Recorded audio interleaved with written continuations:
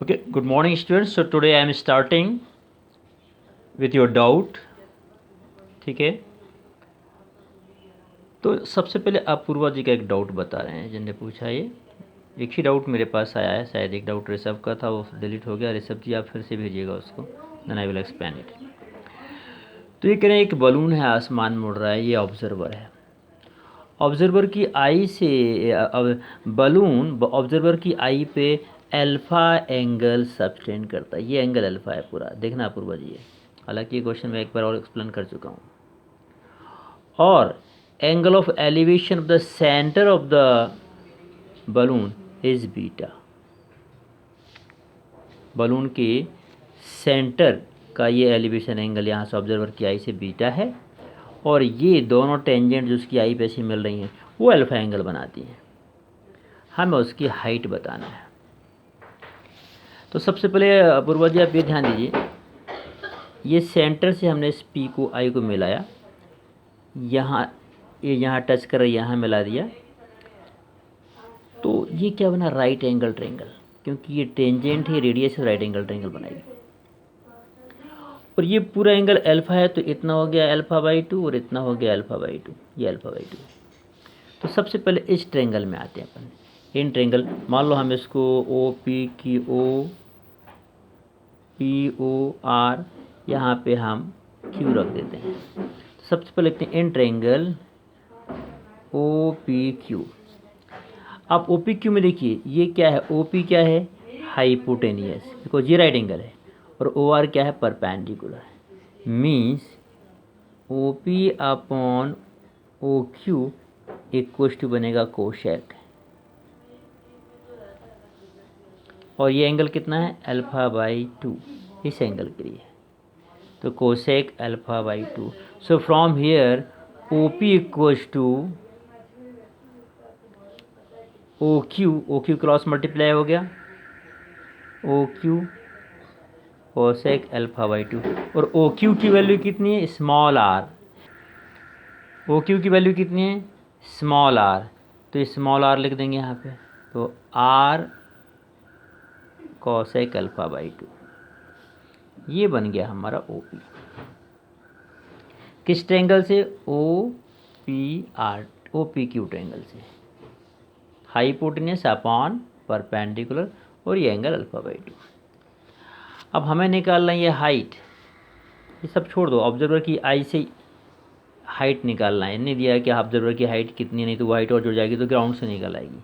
ये क्वेश्चन में दिया नहीं है, मतलब यहीं से निकालना, ऑब्जर्वर की आई को ही बेस मानना है, इतना निकालना है।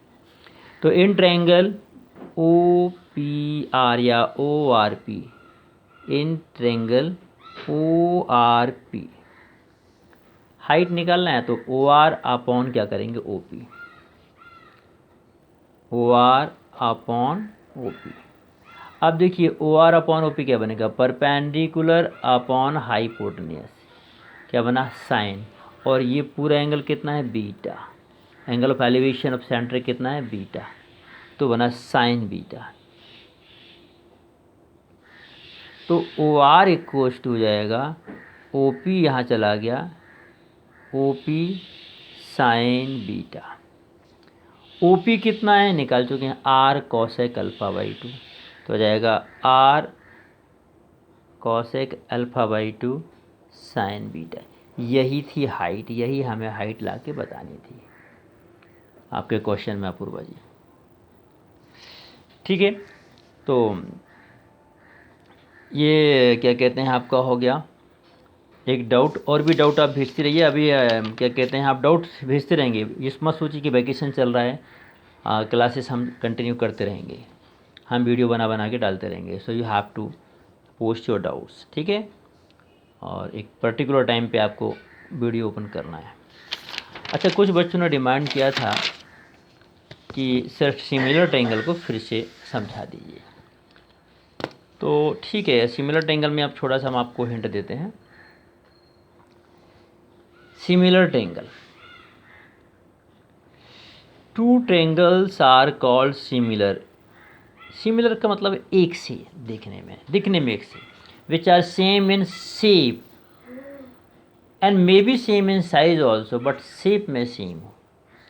इफ टू ट्रायंगल्स, ये सिमिलर का साइन है, और ये होता था कॉन्ग्रुएंस का साइन। कॉन्ग्रुएंट का मतलब दोनों आपस में shape and size both equal है, इसको उठा के इस पर बराबर ढक ले तो वो कॉन्ग्रुएंट है।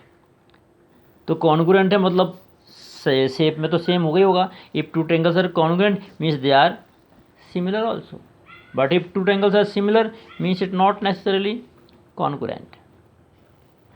सो देखिए ये दोनों ट्रायंगल सिमिलर हैं। अब टू दोनों ट्रायंगल सिमिलर होते हैं तो इसमें दो कंडीशन होती हैं, इनके साइड के रेशियो आपस में इक्वल होते हैं। मान लो कि ये साइड है हमारी 6 और ये है 2, मतलब ये इसकी 3 गुना है, तो ये भी इसकी 3 गुना होना चाहिए। मान लो कि ये 3 है तो फिर ये 9 होगी। ये 1.5 है तो 1.5 का 3 गुना ये 4.5, वही रेशियो रहेगा। जरूर नहीं मान लो ये 1 है और ये 4 है, ये इसकी डबल है तो फिर ये इसकी डबल होगी, इसकी डबल होगी, मतलब रेशियो सेम होगा। ठीक, तो साइड्स के रेशियो सेम होंगे और क्या कहते हैं करस्पॉन्डिंग एंगल्स इक्वल होंगे। एंगल ए एंगल पी के equal, angle B angle Q के equal, angle C angle R के इक्वल।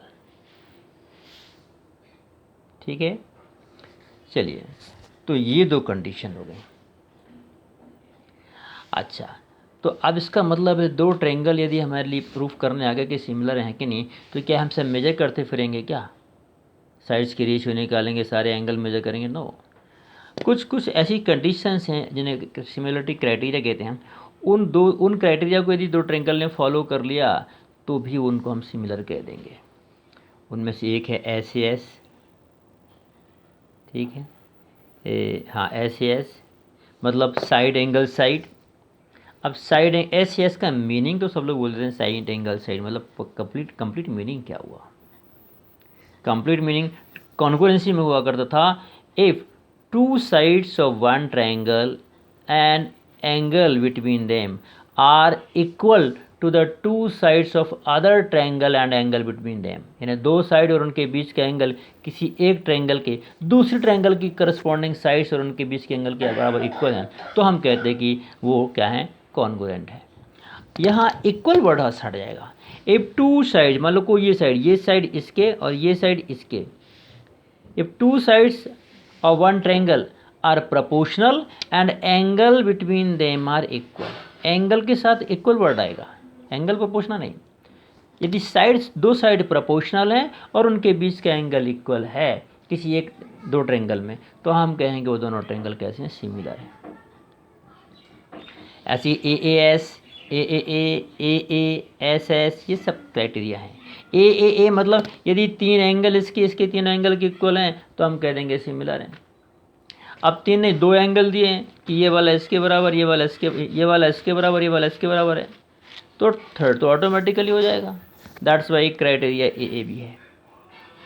SSS मतलब इसकी तीन साइड के प्रोपोर्शनल हैं, इक्वल वर्ड की ज़रूरत नहीं है, प्रोपोर्शनल है और एंगल के बारे में कुछ नहीं कहा। Then also you can say that triangles are similar. ये क्राइटेरियाज को प्रूफ किया गया है, इनकी प्रूफ की ज़रूरत नहीं है, इनके बेस्ड क्वेश्चन आते हैं। अगला है हमारा बेसिक प्रोपोर्शनलिटी थ्योरम। आज हम बेसिक प्रोपोर्शनलिटी थ्योरम का सिर्फ स्टेटमेंट बता रहे हैं, उसका मीनिंग बता रहे हैं। प्रूफ आप देखेंगे कि जो आप गूगल क्लासरूम में जाएंगे तो उसमें जो हमारा मटेरियल सेक्शन में जाएंगे तो उसमें आप शुरुआत में जाएंगे जून के महीने में, सिमिलर ट्रायंगल करके एक वो बना हुआ है फोल्डर, उसमें 22 जून का सेकंड वीडियो और 23 का सेकंड वीडियो आप देखेंगे तो बेसिक प्रोपोर्शनलिटी का थ्योरम का हमने BPT का प्रूफ समझाया है और उसके कन्वर्स का प्रूफ आप उसको देख सकते हैं। उस समय उतने अच्छे से नहीं समझ आ पाया हूँ मैं, तो आप डिमांड कर सकते हैं कि नहीं sir please explain once again, then I will explain it again. ठीक है, तो आप आप पूरे चैप्टर्स की वीडियो बनाया उनको खोल के फिर से देखना, जो लोग पिछड़ गए फिर से देख लीजिए। ठीक है, तो उनको देख लो, इसीलिए तो वीडियोस का काम है। फिर भी आपको वहाँ क्लियर नहीं हो रहा, then you can say I will explain it again. चलिए, बेसिक प्रोपोर्शनलिटी थ्योरम का मतलब क्या है, इसका थ्योरम का स्टेटमेंट मैं आराम से समझा रहा हूँ आपको। In a triangle, if a line is drawn parallel to one side to intersect the other two side in distinct point, यानी किसी एक ट्रायंगल में एक लाइन किसी साइड के पैरेलल खींची है to intersect other two side in distinct point, मतलब हमने ये पैरेलल खींची थी, अब ये इसको तो इंटरसेक्ट नहीं कर रही है, तो इसलिए ने कंप्लीट किया सेंटेंस को। A line is drawn parallel to one side to intersect other two side in distinct point. देखो ये खींच दी, तब क्या होता है, तो कंडीशन है कि किसी ट्रायंगल में एक साइड के पैरेलल एक लाइन खींचें तो क्या, तो it divides two other side in proportional या इन द सेम रेशियो। अब ये लाइन यहाँ आई तो इसने इसको डी पे काटा, इसको ई पे काटा, तो दो टुकड़े बढ़ गए, ए डी और डी बी डी और ए ई और ई सी। तो इन टुकड़ों का रेशियो सेम होगा, मतलब A D upon B D और ए ई अपॉन ई ई आपस में क्या होंगे, इक्वल होंगे।